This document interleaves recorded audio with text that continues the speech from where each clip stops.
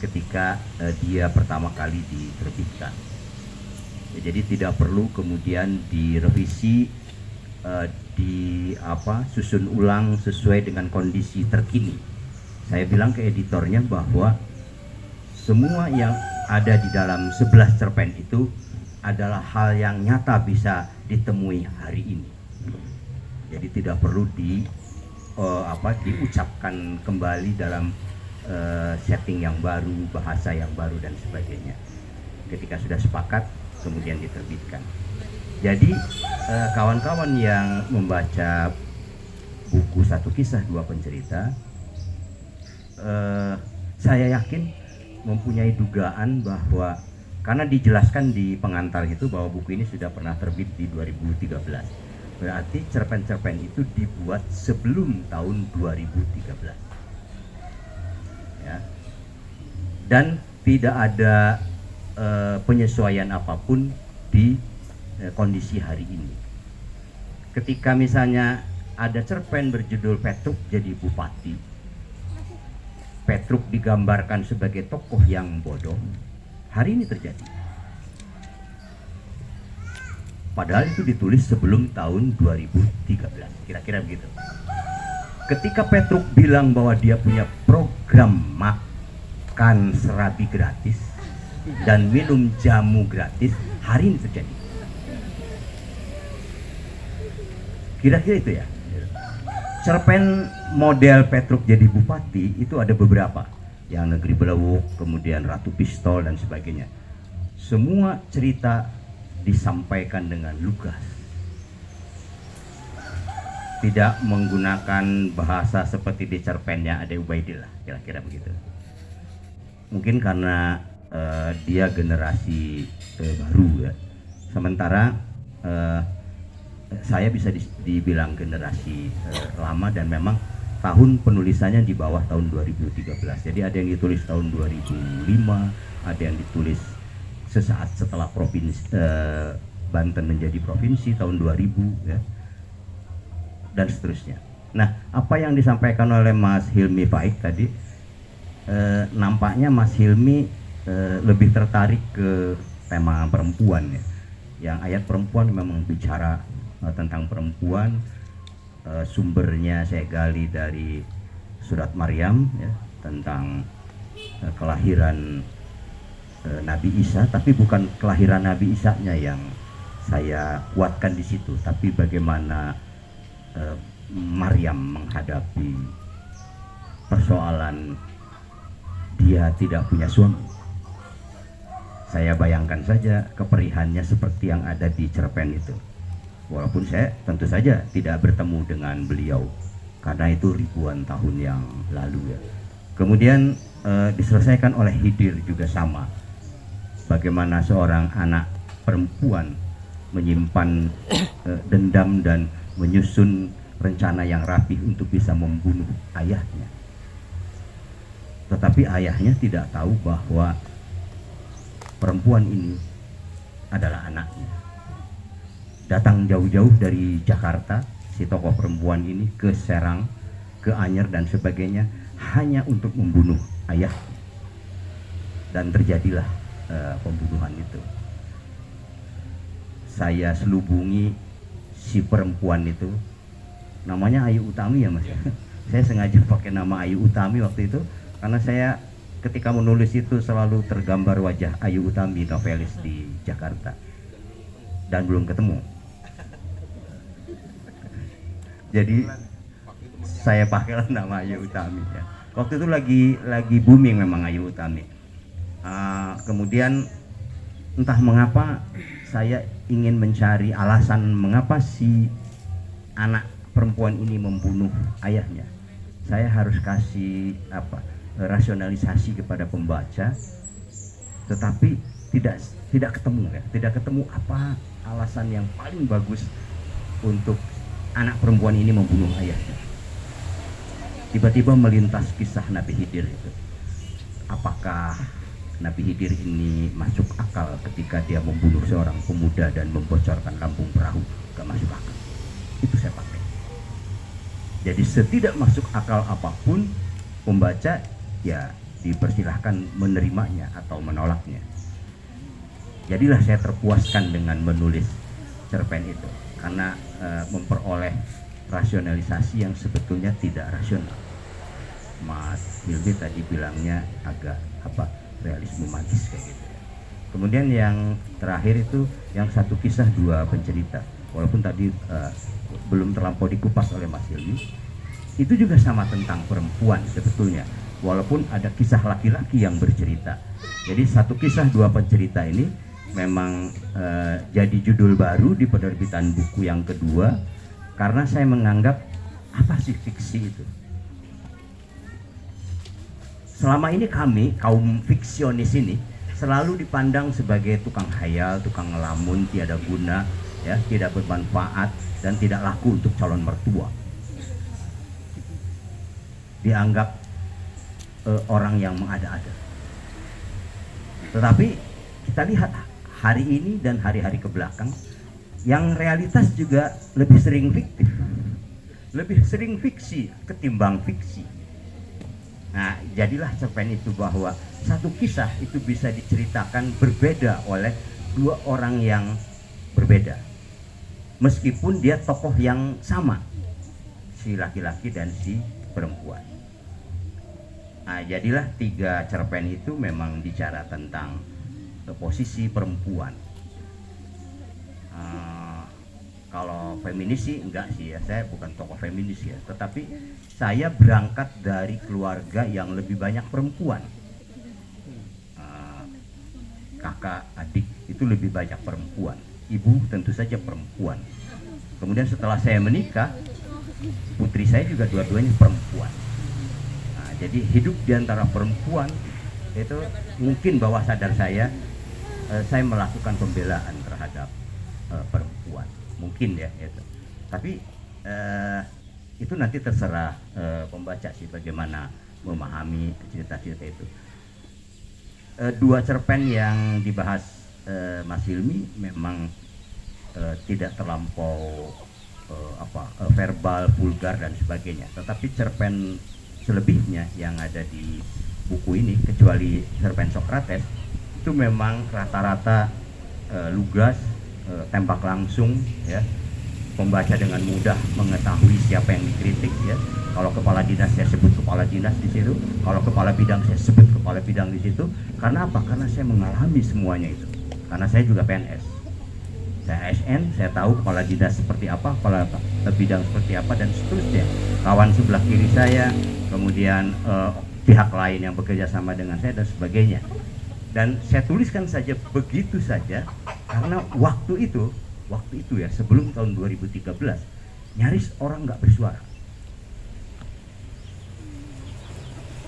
Jadi harus disuarakan secara lugas. Kecuali yang dua cerpen tadi ya, tiga cerpen yang agak dibumbui, agak diberi selubung dan seterusnya. Tapi selebihnya memang buku ini bisa, kata Mas Himil baik tadi, dibaca 11 cerita itu dalam sekali duduk. Saya yakin teman-teman mulai dari Negeri Belewok akan menyelesaikannya sampai ke ayat perempuan. Selesai, mungkin 1-2 jam selesai. Karena memang ringan, bikin orang harus terus membaca. Hanya 1-2 cerpen yang mengajak untuk berpikir lebih dalam, kira-kira begitu. Alasannya ya memang karena saya membutuhkan medium untuk bercerita secara langsung. Kalau yang berselubung-selubung adanya di puisi. Yang selubung-selubung adanya di puisi. Sehingga kadang-kadang teman-teman ketika membaca puisi-puisi saya itu pada bingung, apa sih? Pusing dan seterusnya. Ya tidak apa-apa, memang puisi itu begitu, kalau mudah dibaca, nggak memusingkan orang. Spanduk bukan puisi ya, itu lebih mudah dibaca, atau berita ya, mudah dibaca, sekali baca orang paham.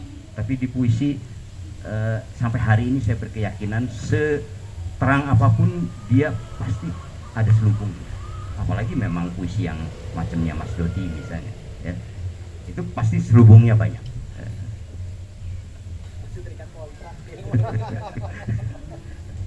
Kira-kira begitu Kang Jat ya. Jadi memang 11 cerita ini sengaja diterbitkan ulang karena menurut saya ini masih relevan dengan kondisi hari ini. Bahkan ada beberapa yang seperti terjadi di dalam kisah fiksi yang saya tulis. Makanya di pengantar itu saya sebutkan bahwa antara fiksi dan realitas itu hari ini itu sangat bercampur baur. Kita agak sulit membedakan mana yang fiksi, mana yang realitas. Kira-kira itu saja. Itu saja barangkali. Oke, tepuk tangan buat Mas Toto ya. Kalau saya pribadi sih curiga ya. Sebenarnya itu buku ini puisi, tapi pikiran yang tidak dipuisi, nggak bisa dipuisikan gitu. Akhirnya teralih jadi cerpen gitu ya. Karena saya pernah dengar Seno Gumilarjarma waktu itu di Bandung, dia bilang nggak semua kisah nyata saya aja, kadang saya pengen tulis jadi cerpen nggak bisa gitu. Akhirnya di buku proses kreatif itu yang disusun oleh pemusuk NST itu, dia menceritakan proses kreatif pengen nulis cerpen tapi nggak bisa. Akhirnya jadi pengalaman dia memikirkan bagaimana bikin cerpen gitu. Ternyata nggak semua hal itu bisa dicerpenkan gitu. Untungnya Kang Toto bisa nulis cerpen. Kalau misalnya nggak bisa, gimana itu pikirannya? Dilarikan kemana saya nggak tahu itu ya. Artinya mau bikin puisi nggak bisa, akhirnya jadi cerpen gitu. Tapi kalau saya ngelihat kayaknya Mang Toto ini adalah Mang Sutarji Kalsumbahri gitu, karena penyair yang cuma bikin satu buku cerpen ya.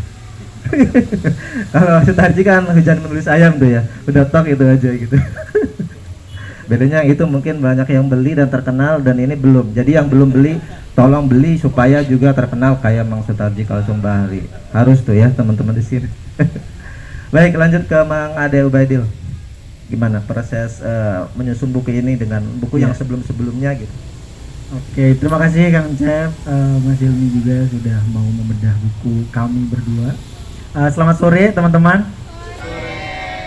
Tenang aja, nanti kalau pada lapar nanti banyak.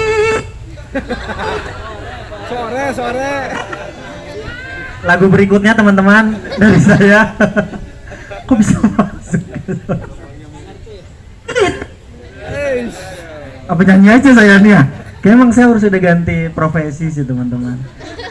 Kalau teman-teman mau lihat saya nyanyi ada di Instagram @adebaidil. Sama-sama tuh. Kebetulan setelah saya upload saya nyanyi banyak yang blokir setelah itu. Makanya jadi salah satunya. Oke, proses kreatif Benny Kahar ya. Ganti mic.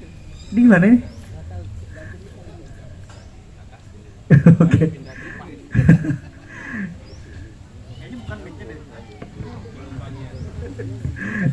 Iya, pokoknya kalau ada suara cewek abaikan saja teman-teman. Emang itu enggak, itu bagian dari konsep acara ini. Kan Benny Kahar itu iya.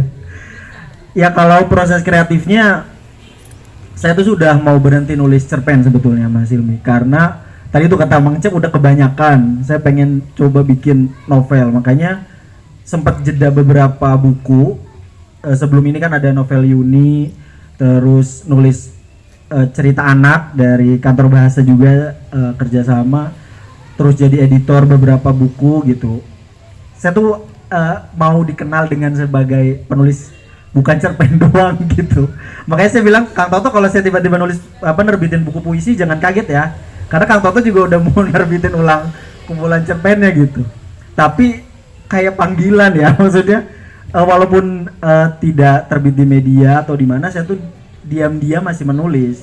Dan di akhir tahun kemarin di Desember itu, November Desember lah, saya mau menghabiskan stok cerpen yang ada di laptop saya.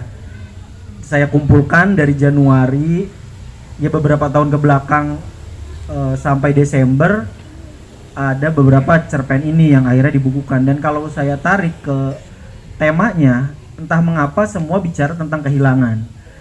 Dan kehilangan itu bukan hanya soal kehilangan seseorang tadi yang sudah dibicarakan, kehilangan tempat bertemu Tuhan, kehilangan ya kekasihnya, kehilangan rumah yang di perempuan tua di jembatan Sungai Ota itu kan tentang Hiroshima Nagasaki. Cuma saya samarkan ya, difiksikan gitu. Kalau Kang Cep kemudian tadi bertanya, kok kayaknya nggak keras, nggak berani. Justru di cerpen saya bisa melakukan itu. Saya bisa mengatakan sesuatu tanpa harus menyebutkannya secara terang-terangan. Kalau saya malah senengnya yang kayak gitu. Ketika teman-teman baca, ini maksudnya kemana ya? Tidak ada gereja di kota ini tuh di mana ya? Kalau yang kenal saya, yang mungkin akan langsung asosiasikannya ke kota intoleran nomor 1 di Indonesia, gitu, Cilegon. Bukan bangga dong, justru itu bentuk kesedihan saya. Makanya muncullah cerita pendek itu, gitu.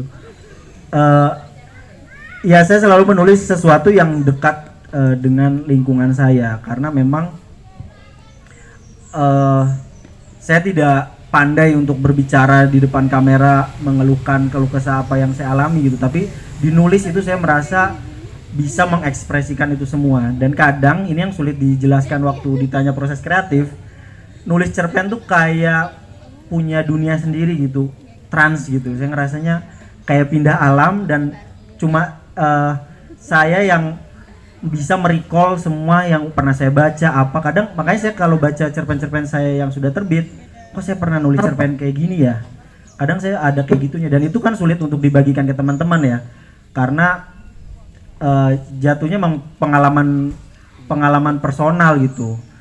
Cuma ya kalau dibilang ide-ide itu muncul dari mana, yang jelas beberapa muncul dari film Benny Kahar ini setelah saya nonton Fight Club, David Fincher, sutradaranya yang nulis juga. Itu saya into banget ngelihat karakternya, kok bisa ya penonton dikunci dari awal sampai akhir tahu bahwa oh itu satu karakter, satu orang gitu. Nah di Benny Kahar tuh kayak gitu, walaupun saya tidak mendaku bahwa ini penyakit mentalnya tuh skizo ya, karena saya beberapa kali ngobrol dengan orang-orang yang memang mengerti di bidangnya ya, psikolog kayak gitu.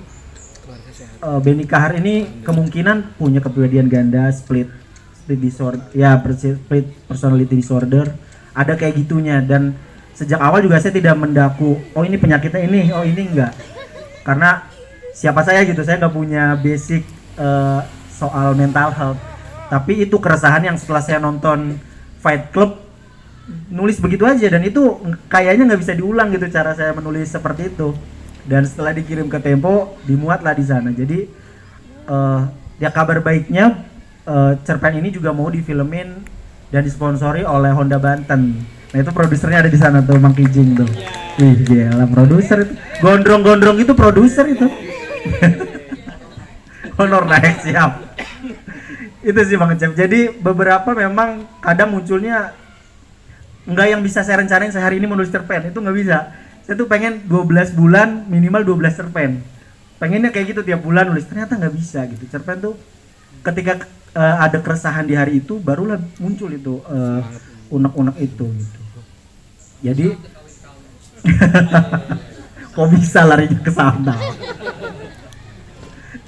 Ya itu teman-teman. Jadi banyak bergelut dengan pikiran sendiri, dan ya Kang Cep tadi bilang kok setting Jepang ini sangat meyakinkan, karena saya memang sebegitunya senang dengan kebudayaan Jepang, khususnya anime, manga. Itu saya ngebaca dan benar-benar ngikutin film-filmnya juga. Jadi kalau memang itu berhasil, mungkin salah satunya di Kang Cep, ya bersyukurlah saya gitu. Berarti apa yang ingin saya sampaikan tercapai gitu. Cuma ya mudah-mudahan nanti teman-teman bisa dapat pengalaman juga dari membaca bukunya. Terima kasih juga tadi udah beberapa yang membelinya. Tunggu aja filmnya ya. Mudah-mudahan jadi. Itu aja Bang Cep. Ya, tepuk tangan buat Kang Ade. Ya, keren banget. Kayaknya kalau filmnya rilis, buku ini akan meledak, makin banyak yang beli. Karena kan udah ini 2 kali berarti kan ya, dibukuin, difilmin, ntar ya penjualannya insyaallah. Semoga seperti Yuni ya. Amin. Berapa jam? Apa nih? Rencananya? Oh, film pendek. Oke, kalau mendengar tadi dari pembicara, kemudian penulis, jadi semua yang ditulis ini tidak jauh dengan dirinya gitu ya. Bukan berarti tidak jauh ini yang ada apa di sekitar kita, tapi bacaan kemudian film gitu ya, itu juga mempengaruhi ternyata ya, apa yang dilihat, yang ditonton, kemudian apa yang di pikiran tadi Mang Toto, ternyata ya itu bisa kita jadikan sebagai referensi untuk meneruskan. Baik, kita buka sesi tanya jawab ya untuk sesi pertama ya. Mang, biasanya Mas Golatong punya door prize, tapi saya punya buku ada 3 ya. Buku saya boleh buat door prize. Saya lebih senang bagi-bagi, di mana-mana tuh saya selalu bagi-bagi. Jadi enak kan ditanya ya. Enggak lah. Ah? Oh iya, nggak apa-apa, nggak ada juga. Iya. Biar dia ada kerjaan. Tiga penanya. Pertanyaan pertama, oke, yang di belakang langsung dijawab aja nanti ya. Iya.